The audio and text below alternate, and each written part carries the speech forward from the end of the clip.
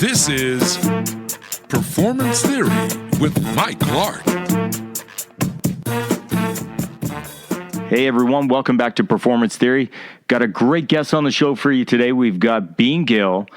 Bean is the co-owner of ReYu Paralysis Recovery Centre, a non-for-profit that provides exercise therapy for patients with neurological conditions, including such as spinal cord injury, cerebral palsy, stroke, spina bifida, and acquired brain injuries. She is Miss Wheelchair Canada 2018. She won the Global Woman of Vision Award for 2019, and she's listed as one of the top 40 under 40 in 2019 as well. Please welcome Bean to the show. All right, so let's start from the beginning. In 2012, you went to Las Vegas and your life changed forever. What happened? So I've been working as an x-ray tech since 2003. In 2004, I got a job in the cardiac cath lab, and it's a very high-stress job, but I really loved it. And then in 2011, I quit from AHS, from the cath lab, because my manager didn't like me and did what he could to make my life hell at work. And so I had just had enough, so I quit. And then I ended up getting a job at a clinic here in Edmonton. And then a couple of months later, I became a supervisor of a clinic on the west side. Then, so 2012 has been the worst year of my life so far, and I really hope it stays that way. But in January 2012, I turned 30, which was all good. April 2012, I left my ex-husband after he beat me up for the first and last time. I was married for like 4.5 years, and 3 of those years were not fun. And so that year I was looking for a way out. I told my friends, this is it, I'm leaving this year for sure. And then this was just how it ended up happening. And then I was also the type of person who I never talked about my feelings or emotions ever. And I would try to numb myself with whatever I could. And I would just sweep everything under the rug and just pretend like everything was okay. And that's not the healthy way to deal with trauma. And so then, I was kind of not making the right decisions, kind of hanging out with the wrong people, but thought I was okay. And in June 2012, my dad left. I came in, my mom had not been happy for decades, and it probably should have happened decades ago, but it didn't. And so then anyways, that's when he decided to leave. And then 2 weeks later, I went to Vegas with my friends for her stagette, and I really didn't want anything to do with this wedding because I was a bridesmaid and my ex was a groomsman in this wedding. Ouch. Yeah, and so I didn't want to see him. I didn't want to go to the wedding. But I wanted to go to Vegas. It's fun, right? And being newly single and stuff, I just wanted to go and shop and have some fun. So anyways, we got there on the Wednesday, partied Wednesday night, shopped all day Thursday, partied Thursday night, woke up on Friday the 13th, and we were going to go to the pool that day. And so, I brushed my teeth and stuff, washed my face, went to the windows, opened up the curtains, and saw that it was raining outside. And I remember thinking, that's really weird. When does it rain in Vegas in July? I walked back to the bed, and then that was the last time I ever walked on my own. I was laying there with my friends when I had the most excruciating pain I've ever felt in my low back, and I have a very high pain tolerance, and this was 12 out of 10. The pain lasted a few minutes, I think less than 5 minutes, but I'm not too sure. And then I wasn't able to move my right leg. So I'm laying there trying to bend both my legs, and only my left one was moving. So I was wiggling my toes, flexing my ankle, bending my leg up and down. And then a couple of minutes later, it went prickly from my hip to my toes, and I was left paralyzed from the waist down within 10 minutes. What did they attribute that to? Nobody really knows. It's idiopathic, which is a fancy word for we don't know. Yeah. Through my own research, I'm pretty sure it's the Epstein-Barr virus that paralyzed me. It's a super common virus. Billions of people have it. In most people, it just lies dormant in your organs. It has 4 stages, and stage 4 is when it senses a weakness in your body and it attacks your central nervous system. So mine, it attacked me at T10, T11. I'm very lucky that it was low down on my spinal cord and not in my brain or higher up, leaving me with more paralysis. What were the first couple of months like when you came back from Vegas? Terrible. In one word, terrible. I honestly didn't think it was that big of a deal, right? I just was like, okay, I'm just gonna walk out of here, ain't no thing. Even the doctor, like the neurologist in Vegas, I left there with a misdiagnosis. They told me I had conversion disorder, which is where you're so stressed out that your brain tells your body to shut down. Given my year and the fact that I never talked about my feelings or emotions, that made a lot of sense to me. So we started researching it, started reading books, and it's a real thing. It happens. Paralysis is on the extreme end of it, but it happens. And so, the neurologist there said that most people will get full function within 2 weeks. So I was like, okay, cool. I can do this for 2 weeks. And when I came back to Canada, I found a psychologist on my own, privately. So I started seeing her. I still see her to this day. And honestly, throughout this whole thing, that's been the biggest blessing, has been to have a psychologist and somebody to help me through all this shit. Yeah. But the first couple of months were really rough because, your life gets flipped upside down, right? I was 30 years old, fully independent, working a good job. Money was never an issue. And now I'm fully dependent on my family. I can't pee on my own. I can't poop on my own. I can't brush my teeth. I can't sit up. I can't roll over, nothing, right? And then you're just going from that shift of never needing help to asking for help for everything. And psychologically, that was really, really difficult. And then you're always in a vulnerable state, right? And I was at the mercy of everybody else. I couldn't leave my house by myself. I couldn't drive anywhere. I couldn't go anywhere without being with somebody. And that is just really hard to wrap your head around. I still really stayed very positive throughout all of this. A month into it, my legs started spasming a lot, and I had zero muscle tone from the day I was paralyzed till about 6 weeks. And so once I started spasming, I took it as a good sign because I'm like, any movement's better than no movement.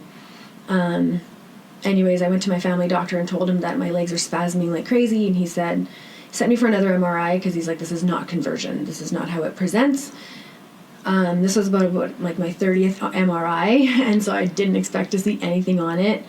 And after I had the MRI, a perk of being an X-ray tech is I know everybody who works there, so I got the results right away. And on there it said, there's a lesion in the spinal cord at T10, T11, looks like transverse myelitis. So then, obviously, I Googled transverse myelitis. The direct translation is inflammation of the spinal cord at a certain level. And so, like I said, mine's at T10, T11. So the thing with TM is you have TM if you have one lesion. As soon as you get another lesion, you're diagnosed with MS. And, MS hits healthy 30-year-old women. Alberta has the highest rate of MS. And that was really hard for me to understand. And, reading that, I feel is what tipped me over the edge into a depression. And it also kicked off a whole bunch of doctor's appointments, neurologist, this specialist, that specialist, physio, all this stuff, right? And at the same time, I had quit drinking. I had quit, everything that were my vices before, except for food. So I turned to food, and I ate everything in sight, which made me gain a lot of weight really, really fast. And when you're sitting and you're eating a lot, you don't burn calories very much, right?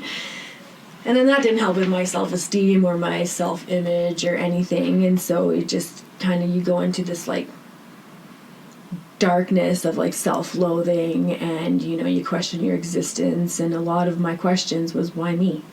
What did I do to deserve this? Why am I in this wheelchair and my ex is walking around without a care in the world? I didn't know the answers to this question for a couple of years, but I constantly asked that question. And it wasn't until I got to the Glenrose in February 2013 that my perspective changed. I was having lunch one day with my roommate, who is also paraplegic, and another girl who is a high-level quadriplegic. And so Oksana, the high-level quadriplegic, she says to us, she's like, well, will either of you guys walk again? And my roommate's like, this bitch will. And we laughed and stuff, right? And I was just overcome with guilt. So much guilt. And you know, it was Oksana's next words that flipped my perspective. She said, you know, she was sitting there unable to move anything. Her mom was feeding her. And she said, I'd be happy if I could move a fucking finger. And it was that second that I was like, okay, Bean, you're not allowed to feel sorry for yourself anymore. Right? Yeah. You have so much to be grateful for. And that was like an instant that I stopped talking about what I lost and started being grateful for what I had, what I have still.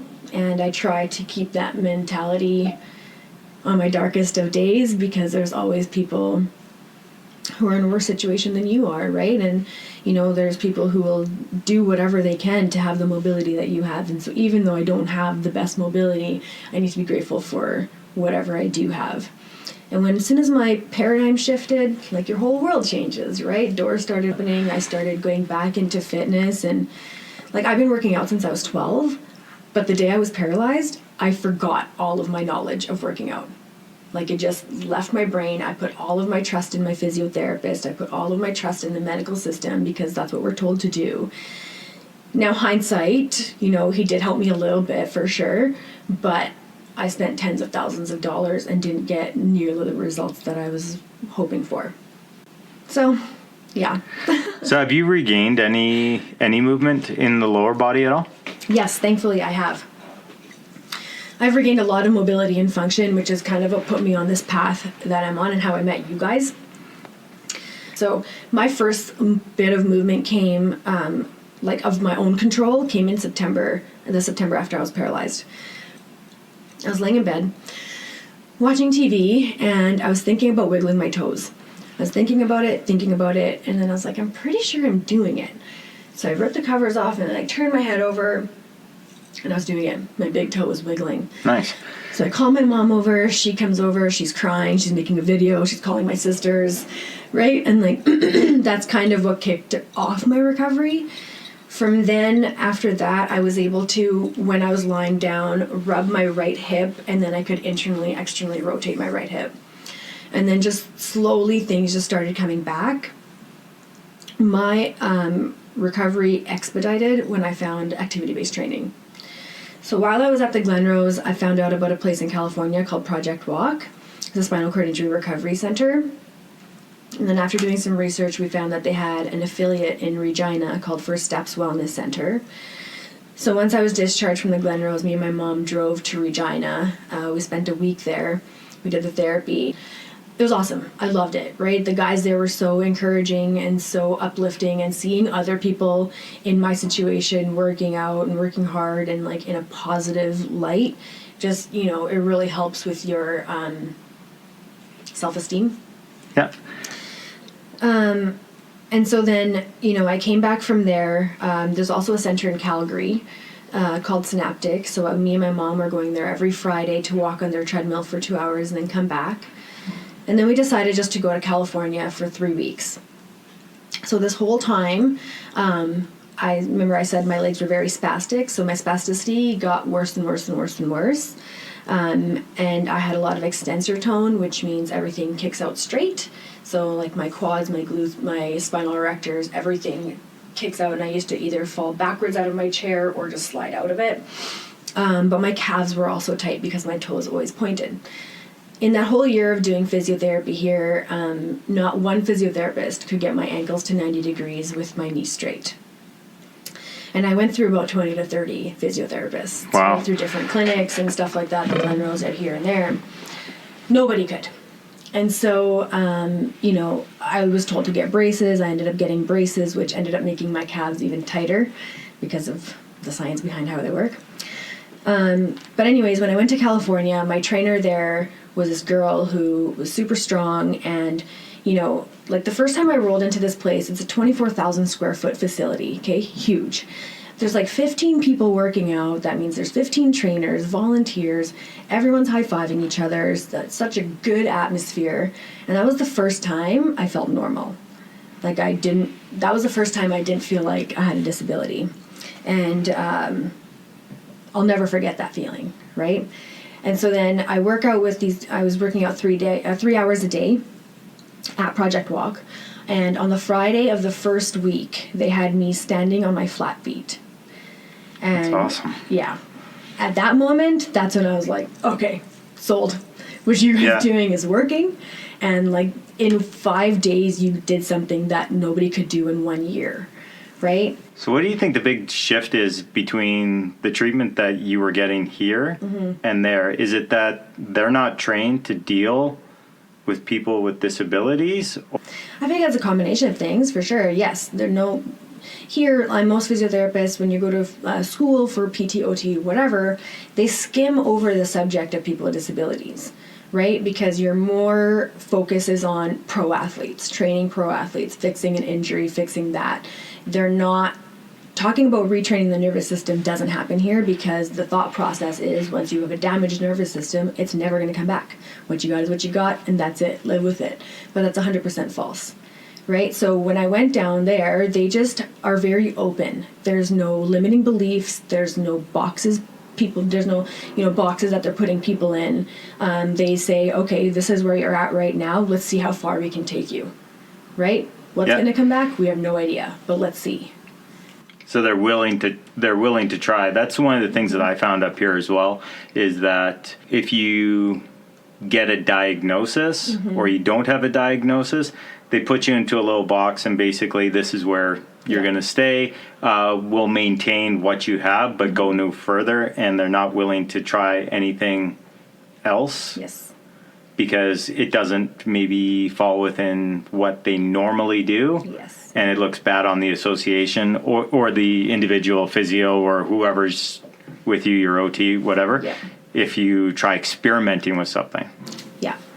A lot of it here, too, I found is egos, right? There's large egos that come into play. And when your ego comes into play, you're no longer looking for your clients or your patient's best interest, right? Yeah. And that I have found has been one of the biggest barriers. I talk about this a lot in my speeches, but the attitudinal barriers in Alberta is way worse than anywhere else. And that's not just the medical community, that's general public as well.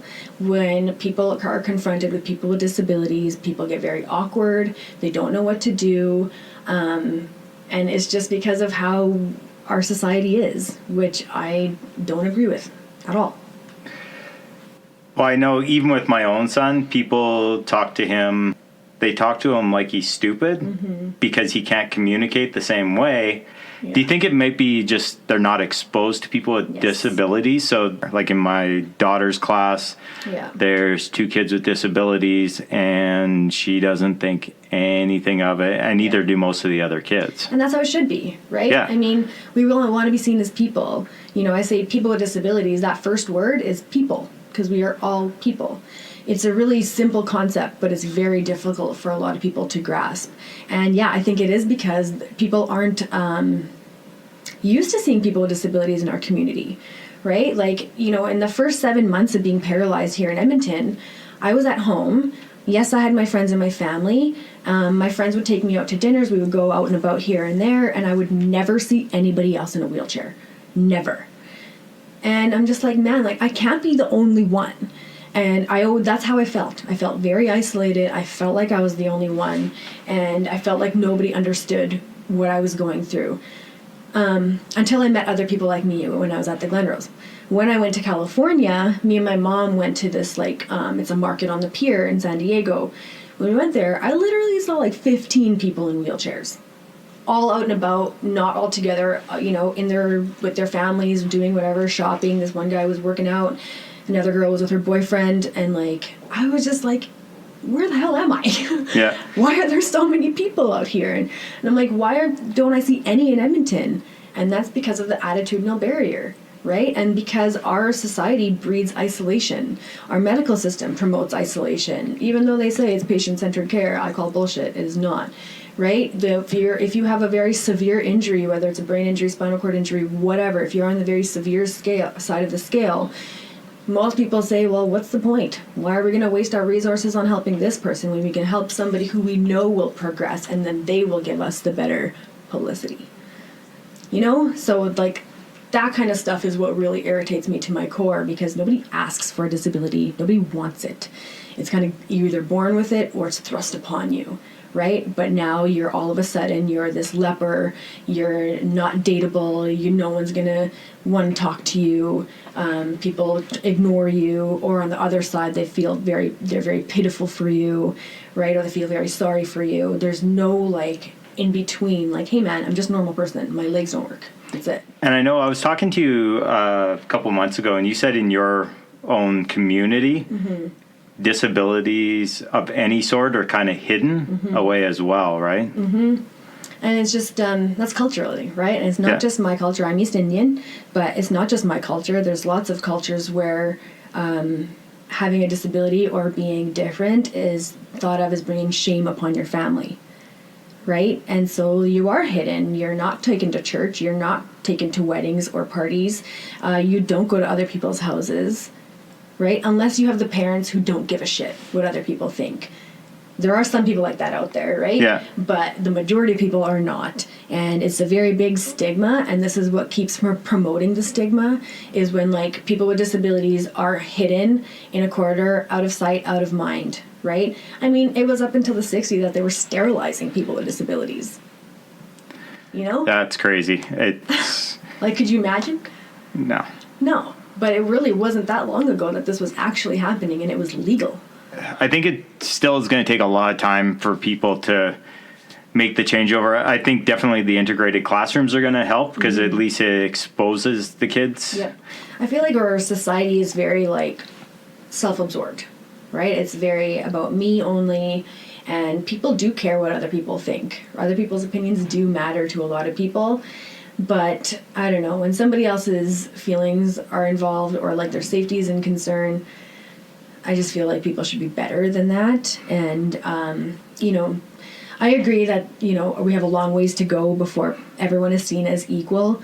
But by sharing our stories like this, by openly talking about things that other people consider taboo, we break down those stigmas and we break down those barriers. You know, my nephews too, they were like 2 and 4 or 1 and 3 when I was paralyzed. And, you know, now they just, in the beginning, they were like, oh, look, Dewey Cookie, there's somebody else in a wheelchair, you know, and they would go up and talk to somebody, and they just have that better understanding now that people are different, and it doesn't matter if they have wheelchairs or if they have a cane or whatever, or a service dog, that people are just people. And I feel like, you know, the next coming generations are going to be way more inclusive and way more understanding. But we can't wait for them to grow up. We, as our generation, also needs to change our mindset and become more inclusive and understanding.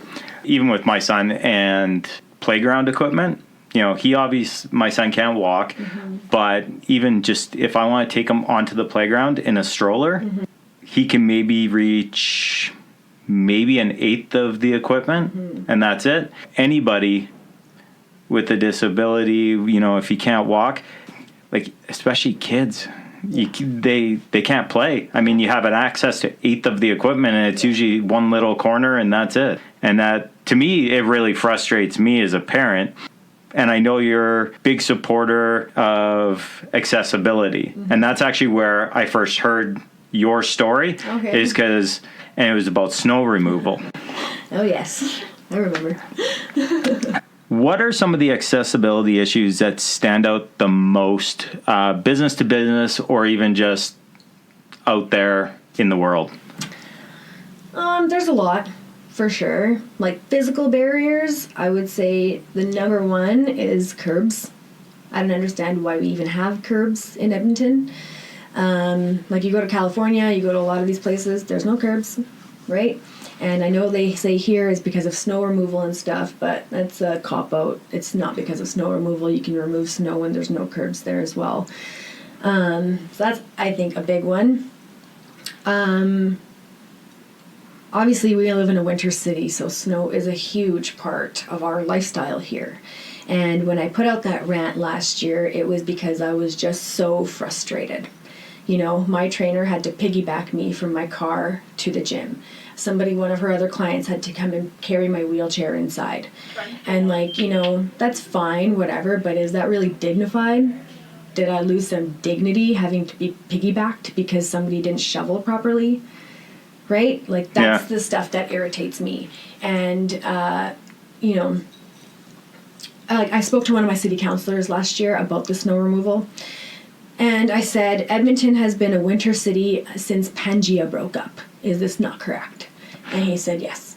And I said, so why are we not the best at snow removal? Why is it year after year after year we continually get worse? Why? There is no answer to this. And, you know, he went ahead and said that Edmonton is a leader in accessibility, to which I laughed in his face because, no, it is not. Yeah. You know? I don't know. So another barrier is like old architecture, right? A lot of these buildings downtown that are heritage sites and stuff, even White Ave, have a 12-inch concrete step before getting into, and a lot of these restaurants and stores and stuff.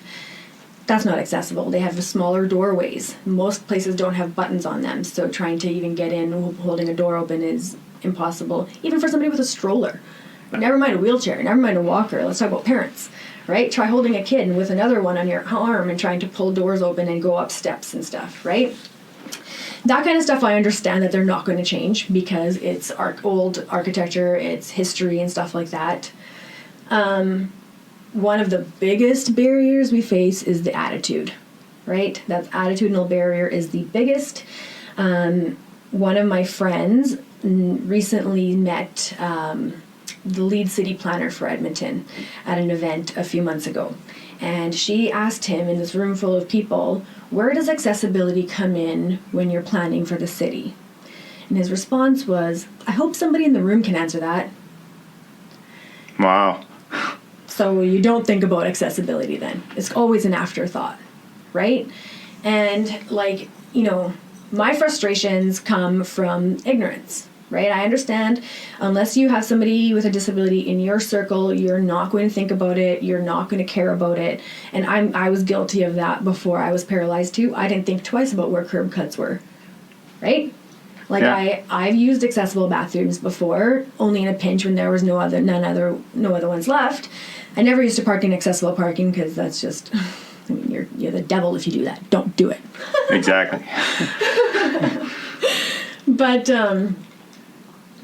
education is the only way people are going to learn, and that's the only way things are going to change, right? And so if we can implement accessibility from the very front, like first step, then, I mean, you know, it'll solve a lot of problems. If you make something accessible for somebody in a wheelchair, able-bodied people can use it too. I'm just even thinking elderly. Yeah. Because curbs, Yep. same thing. Elderly, most of the accidents happen, trip and Stepping fall. off curbs. Yeah, into parking lots. Stepping over those concrete barriers. Right? Yeah. Like it's, yeah. I think they're very short-sighted, and they think yeah. more about, well, I can do it, Yes. so everybody should be able to. Yeah, and what looks nice, right? There was a neighborhood in, I think, where the old airport used to be downtown. Yeah. So when they were designing for that neighborhood, Ron Wickman, who is one of the like accessibility architects of Edmonton, he proposed that it be a visitable neighborhood, meaning no step entrance to the front door, an accessible, like a full-size bathroom on the main floor, and that was it. That's all that required of it was, you know, wider hallways, bigger doorways, 0 step entrance at the front door, and the city rejected it because we want stairs. Everybody wants stairs. So no, this neighborhood's going to have stairs. So that means, you know, people are isolated, right? When a house isn't accessible, how are you supposed to go to your grandma's house? Or, you know, I have to get carried into my grandma's house because she lives in a bi-level split, right? Or I bum up the steps. But a lot of people, if you're in a power chair, you don't have that luxury. Right. Or you get the super long ramp. Yes. Because I know that there's a house about 2 blocks away from me, and their ramp, just so that you can go up at a good angle, Yeah. it's got to come halfway down their driveway Yeah. from the front door, just so that it's not that steep of a angle. Like, it's not, I don't know, something so simple as steps can really be a hindrance, you know? Me and my mom, we just built an accessible house last year. We just moved into it last year. And I really wanted a 0-step entrance, right? My uncle was the builder. He had the lot. We built a custom house. The problem is where the pipes are, the, sewage and stuff like that underground are at a certain level. So you can only dig your basement so deep before you're hitting those pipes. Yeah. So you can't have 0 entrance. There's four concrete steps at the front of our house. You know? So, like, you can't have that because of how Edmonton is designed. And so, I don't know. There's lots of other cities out there who are way more accessible that we need to be looking at. But again, this is where ego comes into play, right? When I was talking to my city councillor and he made that comment about Edmonton being the most accessible city, when I laughed, I said, no, it's not.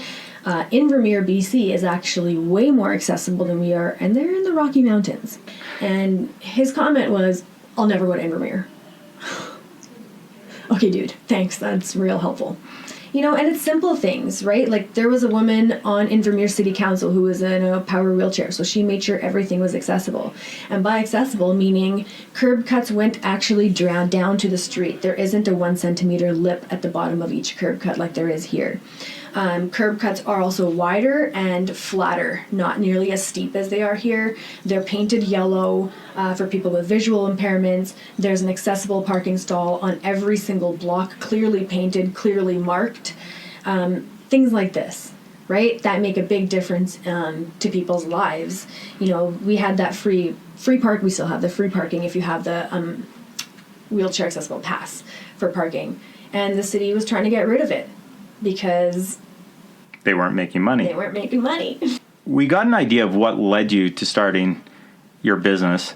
When you came back here, did you find anything in Edmonton that was even close to the center that you saw down in California? No, I knew there was nothing here in Edmonton. So while I was in California, all of the trainers there are kinesiologists or exercise therapists. I knew I needed to find a student who would help me carry out my home program. So I contacted the U of A while I was down there, found the practicum coordinator's email for the faculty of phys ed, sent him a bunch of information. He fanned it out to the whole faculty as a job posting, and I got 12 responses. One of those responses was Nancy. And she's the co-founder, She is correct? the business partner, yeah. And so, you know, when I came back, I interviewed her. I ended up hiring 2 girls, Nancy and this girl named Chantel, because they were both in school and I was working out 3 to 4 hours a day, 6 days a week. So they were on opposite days.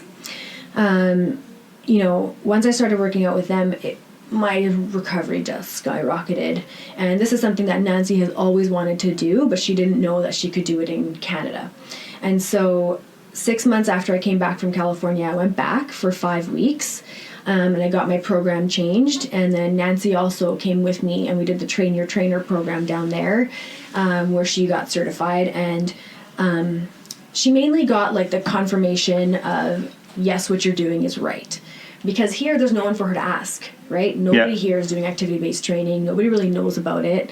And so when we went down there, that's when she kind of was like, okay, I'm doing things right. This is the right stuff to do. So when we came back, we kind of kicked it into high gear. She became my full-time trainer. And anybody that I would meet on my journey who had mobility issues, I would be like, you need to work out with Nancy. So she was going around to people's houses and training them while going to school. And that's when we started to see the need for a center here. And actually, when I came back from California, I brought franchise papers with me from Project Walk. But trying to bring this kind of business over the border at that time, it was 2013, was just a lot of red tape. I was not in the right headspace to be opening a business or anything yet. And so, you know, the universe was kind of like, no, not right now. Not yet. Yeah, not yet. So Nancy and I continued to work together. You know, she got me walking, she had me standing every day, walking. I was doing wall sits. I was crawling. I gained so much more of my core. My leg control on both my legs has improved drastically. And even the fine movements that, people say won't come back, have come back, which is really dope. So anyways, in 2016, Nancy got a full-time job offer from CORE in Florida, which is a huge center that, we look up to. And I said, no, man, you can't go. I need you more. And so she said, okay, if I'm going to stay, then we got to do something worthwhile. So then that's when we really got things going. We found a marketing agency to take us on and give us our name and our tagline. We found a graphic designer to donate our logo to us. We found a law firm to take us on to do all of our registration and stuff like that. And we started fundraising because we thought we would have to fundraise $150,000 before we could open. And then, so this is when the universe was like, yes, now is the right time. Let me open up all these doors for you. And we met with Parkinson Association of Alberta. They had just moved into their brand new facility called the Buchanan Centre. It's just kitty corner from the Commonwealth Stadium. So we went and met with them. They have a fully equipped gym that was being underutilized. And so we proposed an offer to rent the gym from them. They accepted it right away, and they were very generous with how much they charged us, which allowed us to open right away with zero capital. Neither Nancy or I put any money into ReYu, and we didn't take any loans or anything either. We opened as a nonprofit organization because one, you have access to more funding, and two, we're not in it for the money. We're not here to get rich. I mean, still want to get rich for sure. Just not going to get rich off of people who don't have money. A lot of people see something like this and go, oh, they're in it for the money. Yeah. I think if you're in it, even personal training, as I was mentioning before we started recording, your average personal trainer lasts 2 to 3 years and they're out because they think they're going to get rich. They don't see it's a long play. Yeah, it's a lot of work. The biggest thing that's going to lead to your success is doing it to help others instead of money as your focus. If you're chasing money in any career, you're going to keep chasing it, right? And I mean, once you get money, what are you going to do, right? I don't know. For me, I've never really been worried about money with ReYu. I know the money's there. I know it's going to come, right? For me, I want to help as many people as I can. I went through a very dark time of my life on my own. And I don't want anybody else to have to go through their dark times on their own either. So bigger than the physical gains that people get from ReYu is the emotional and spiritual support that we provide, right? Because it's way more than just having a broken body. Most people's minds and spirits are broken too. What kind of client do you typically see? We don't have any typical clients. We say we'll help anybody with a neurologic condition. So that's a very wide umbrella of diagnoses. And that's because we believe everybody has potential and everybody deserves support and for somebody to believe in them. Whether you have a diagnosis or not doesn't really matter to us. If you have a mobility impairment and you have some sort of neurologic impairment, I mean, there are some that do get aggravated with physical activity. There are lots of contraindications and stuff as well. So, I mean, we always say that we don't know if we can help, but we'll do an assessment and then we'll go from there. Our clients vary in diagnoses. They vary in age. Our youngest is 14 months. Our oldest is 87, right? And so, I mean, disabilities don't discriminate, so neither do we. Describe the first 90 days of being open. Was it a challenge trying to get people in, or were they knocking down your doors? We had a lot of media exposure before we opened, which was really nice. When we opened in April 2017, we had one client who is actually one of our biggest success stories. He was coming to us 3 days a week, and so we would come, work out with him, and then that was it, so we would go home. At first, we were just Monday, Wednesday, Friday, and by the end of April 2017, we had 6 clients. And, word spread like wildfire, right? People were hearing of us through the media. We were doing an active GoFundMe campaign, which brought in lots of donations as well as clients. The first 3 months was kind of like a whirlwind. It was really fun because I got to meet so many exciting new people who, exceeded everyone's expectations with their recovery, right? It was also a huge learning curve because I've never run a business before. I don't know how to do any of this stuff. And not even just a regular business, a nonprofit, which means there's way more legalities and hoops to jump through and red tape and stuff like that. But it's just kind of, we've been learning as you go, and I'm still learning, and I don't think I'll ever stop learning. What was the response from the people that started coming? Was it very positive? Because previously all they'd been getting is, nope, this is where you're at? Yeah, pretty much. Yeah. I mean, with us, we don't believe in putting limiting beliefs on people, right? People put limiting beliefs on themselves. Our medical system puts many limiting beliefs on people. And at ReYu, we want to take those beliefs and take them and throw them out, right? We want to take those cardboard boxes off people and just show them that they have potential and that they have worth.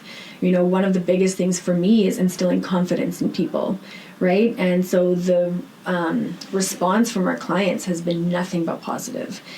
People are seeing themselves again. And I just had this conversation yesterday with one of my clients, and she said to me, she's like, I feel like myself again. I feel like I don't have a disability. I feel like I'm smiling more. I feel like myself before I fell into this, And like, to me, that's worth it. If somebody can feel like themselves, if somebody has the confidence to go get a job or like go ask that girl on a date, or you know what I mean, just be in the society, in the community, that's my goal too, right? Like, it's more than just the physical gains that people are getting, which have been huge, right? It's the social gains, it's the it's every aspect. What was the biggest help that you guys got when you first started? Was it the media exposure? I think there's a couple of things. Yeah, media exposure definitely helped. It helped us reach people that we wouldn't have been able to reach in the first place. Parkinson Association of Alberta was a huge help. Without them, we wouldn't have been open right away. And not just, from the rental side of things, but being inside another nonprofit and learning from them. I became fast friends with the manager there, and she, was very open with sharing the mistakes that they made and how, they are a huge organization. They're sitting in a $5 million facility right now, right? And it takes a lot of hard work to get to that point. And so for us to be inside that, to really learn and see from their mistakes and see how we can grow and not do the same things that they did, was a huge benefit. What lessons, good or bad, did you learn from your previous job that you applied to this? Good question. Well, as an X-ray tech, you have to be very creative. You have to have good critical thinking skills, especially working in the cath lab where it's literally life or death. And so you have to be quick on your toes. You have to be thinking 3 steps ahead, and you have to be aware, and you are an integral part of a team. And all of that has translated to ReYu, right? I've also seen very poor management styles through my job there, and that is something that I have learned not to do. I've worked in a very toxic work environment. That is not something that will ever happen at ReYu. We promote open, honest communication. We're adults. Conflict will arise. You talk about it, you deal with it, and you move through it, right? I don't know. So much has translated from being an X-ray tech to being in this field of creativity, because you really have to think outside the box, right? Each person is so different. Even just, how you're going to get somebody in this position, you got to think outside the box, because if they can't move, how are you going to do it safely, put them in the correct anatomical position while having your body in a correct anatomical position to prevent injury, right? Yeah, and everybody responds differently to a stimulus, right? Something that's going to work with one, let's say paraplegic, might not work with the other. They might respond to something completely different and off the wall. which is, I think, one of the limiting factors that you're going to get with PTOT. They stick to the book. That's one of the things I found with them. They're not willing to experiment and try something else and see if the person fits outside the box. Well, that's what they want, that's what they teach, is a cookie cutter program. Your shoulder hurt, you have a shoulder injury, okay, this is the program that you do to heal your shoulder. You have a knee injury, this is the program you do to heal your knee. You have a spinal cord injury, oh shit. Well, yeah, I guess. Ugh. Well, we can't help you, right? Yeah, we can't help you. Sorry, next. Right? Yeah. And that's not right. There is ways to help, and it's, not that different from what they have learned. It's just applying it in a different way. Taking a different approach. Yeah. What does your team look like right now? So right now there's 8 of us on our team. I am the executive director and kind of run all the business kinds of things. Nancy is the lead neuro exercise specialist, so she trains all of our trainers. She's up on all the research and development. And I mean, she does so much, so much. And then we have Kimberly, who is our event planner. She only works once in a while, but we have a lot of events, and so she really helped me out with a lot of stuff with those. And then we have 5 other trainers. So we have 5 neuro exercise specialists. We have 2 that are full-time and 3 that are part-time because they're in school right now. Do you have anybody that volunteers there as well? Oh, we have lots of volunteers. The majority of our volunteers come from the U of A, the kin faculty. We used to have a few from the PT program, and I don't think we've had any from the OT yet. But, and anybody from the general public is able to volunteer with us as well. Volunteers are an integral part of our business because they help with so much. And for us, it's really important that we get a lot of students who are planning to go into PT, OT, and med, right? Because we want to get them first and show them that neuro recovery is possible, and that people with very even severe disabilities can recover function and mobility, right? And what that looks like, nobody knows, but it is possible. And so that's the kind of stuff that we want to ingrain in their brains before they go into these programs where they put you in a box. I've got a couple of friends that are in medicine. They're giving nutritional advice, and I've asked them flat out, I'm like, how much nutrition did you actually take? Well, we took a week of it in first year. It's not enough to give a good background when you're dealing with somebody. So I think if somebody's interested and they do the volunteering beforehand, they might go through that cookie cutter program that through medicine or OT or PT, but they'll also be more liable to do research on their own. Yeah.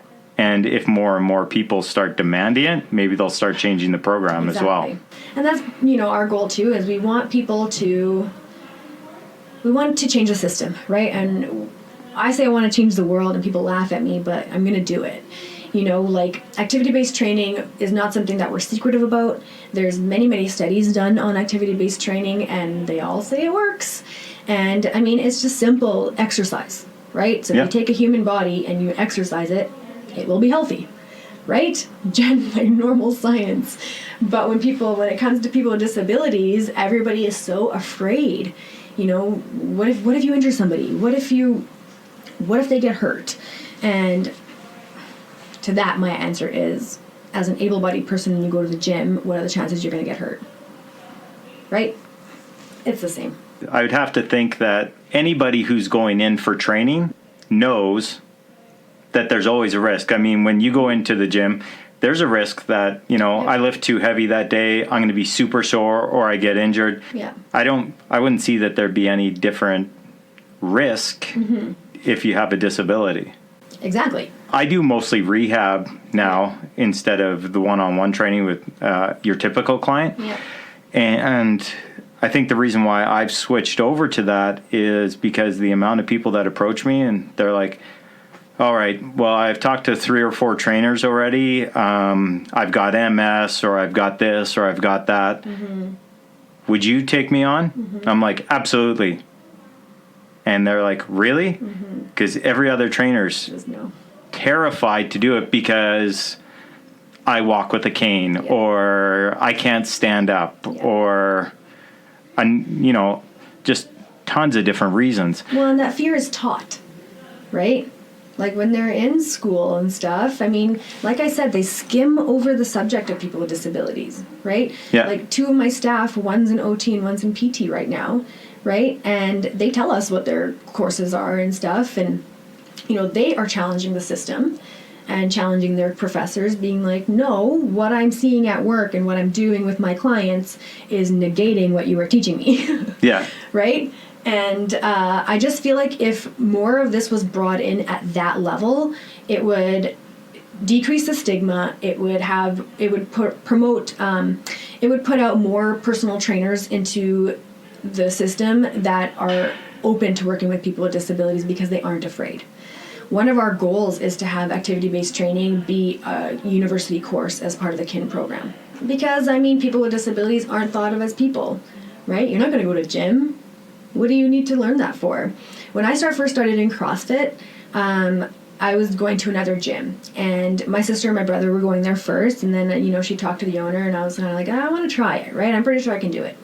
And so then I started going there, and I was working out with him one-on-one, and it was fine. It was really good. And, you know, he said to me, a couple of weeks in, he said to me that by code, when he was building his business, that they had to have an accessible bathroom and an accessible shower. And he said that he was fighting with the permit people saying, this is a CrossFit gym. When would there ever be people with disabilities in here? Right? Yeah. And he's like, honestly, he's like, I feel like an ass saying that now because look at you. He's like, you're in here, you're working hard, you work harder than most of these other able-bodied people. And I'm like, that's just the stigma. That's the attitudinal barriers that we have. And those don't get broken down until us, people with disabilities, go into those communities and show people, hey, man, I'm a normal person too. Yeah, just my legs don't work or this doesn't work or whatever, right? Yeah. What advice do you have for female entrepreneurs out there? I say if you have a viable idea, research your idea, find a really good business partner or somebody to mentor you with your business and do it. Just don't give up. It's going to be hard. It's going to be scary. You know, you're going to second guess yourself. You're going to doubt yourself. People are going to doubt you. People are going to say negative things about you and your business. They will try to knock you down, but just keep trying, keep pushing. And if you believe in yourself and you believe in your idea, you will succeed. Before the podcast, we were talking about how even though you bring so much positive to the situation, there are people that and organizations that are trying to discredit you and shut you down. Is that just because they're scared of what the results that you're getting versus their traditional methods? Yeah, I think that'd be a part of it. I think a part of it is to people are so set in their beliefs, right? You're taught something one way and you do that same thing that same way for 15, 20 years. You're not going to believe that there's another way to do it. You believe that your way is the correct way and there's no other way. I'm not saying everybody's like that. I'm just generalizing here. Another huge barrier is, like I said before, ego, right? People want to believe that they are the best and that they know everything, but nobody knows everything. And at ReYu, when you walk into our doors in our vestibule, there's a giant sign, and on that giant sign says, leave your ego at the door.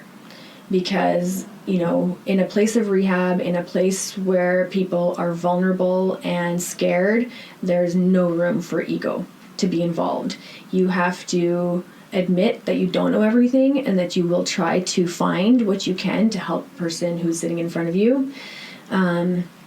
I feel like that's one of the biggest barriers that we knew we would have pushback from a few different organizations and systems. And that's just because of how the medical system in Canada is run, right? From the very beginning, it's always thought that the central nervous system, once it's damaged and that's it. But it's 2019, it's almost 2020, and like people think that the future is like 20 years from now, but like people need to wake up that this is the future and that we don't know anything about the human brain or about the nervous system or about our healing capabilities. You hear about all these documentaries on Netflix of how people are healing themselves with their minds, right? That's not hokey pokey. That's not miraculous. That is real healing from the inside. It is possible. You have to believe in it, and you have to believe in yourself. And the pushback that we are getting is because people don't believe in that stuff. They only believe in what they're told. They only believe in science. But I mean, even science is saying that neurorehab is possible. Yeah. So it's time to wake up. What's next for ReYu? We continue to expand, right? Our goal is to help as many people as we can, and we are certainly doing so. Our client numbers are above 120. We were just talking yesterday, we might have to be starting another wait list pretty soon because we are reaching capacity. We plan to have our own freestanding state-of-the-art facility. I want to address many issues that are around in the disability world. There's lots of gaps in our system, and I feel like it's us that have to kind of fill it or try to work together with other organizations to fill those gaps. Accessible housing is a huge issue. Accessibility in general is a huge issue. Inclusion is a big issue. But people are talking about it. People are listening now. And I feel like with ReYu, I have a very big, powerful voice, and I'm going to use it to make as much change possible. Where can people find out more information about you? Social media, website? Yeah, sure. So our website is www.reyu.ca, which is REYU.ca. Or you can find us on Instagram and Twitter at ReYu PRC. And on Facebook and YouTube under ReYu Paralysis Recovery Centre. My personal Instagram is at Branzoid, which you can also find off ReYu. And my phone number is plastered all over everything. I really want to thank you for coming in today and talking to us, Bean. Thanks for having me. And make sure if anybody's interested in volunteering that you reach out to her, or you want to find out more information, check out their website. Thanks, Mike. Thanks, guys, for listening. Please share this podcast and make sure you subscribed, because a bunch of you are listening. Haven't passed it on to your friends. Find me on social media at Mike Clark Life on all major platforms, or visit MikeClarkLife.com.